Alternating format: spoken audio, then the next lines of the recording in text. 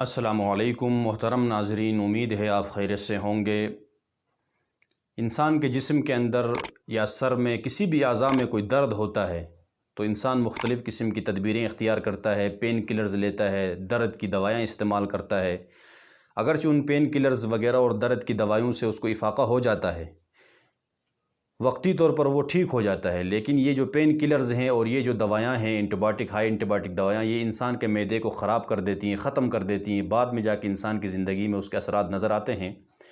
تو آج ہم آپ کو ایک ایسا وظیفہ بتائیں گے، ایک ایسا عمل بتائیں گے حدیث سے کہ نبی علیہ السلام سے ثابت ہے کہ کسی بھی جسم کے کسی بھی جگہ پر کسی بھی اعضاء پر درد ہو تو یہ دم کر کے، یہ پڑھ کے دم کریں گے تو انشاءاللہ العزیز اس درد سے آپ کو افاقہ ہو جائے گا۔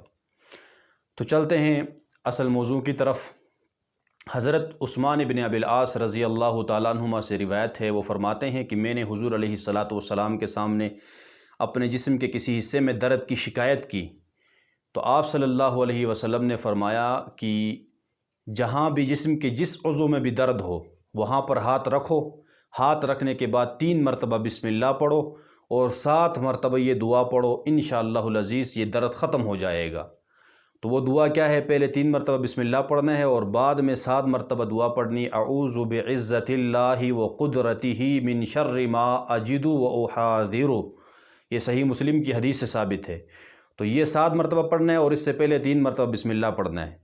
تو یہ پڑھ کے دم کریں، ہاتھ اسی جگہ پر رکھیں جہاں پر درد ہے، تو انشاءاللہ العزیز جلد ہی اس درد سے آپ کو افاقہ مل جائے گا۔ تو اللہ تعالی ہم سب کو اس پر عمل کرنے کی توفیق عطا فرمائے۔ السلام علیکم ورحمۃ اللہ وبرکاتہ۔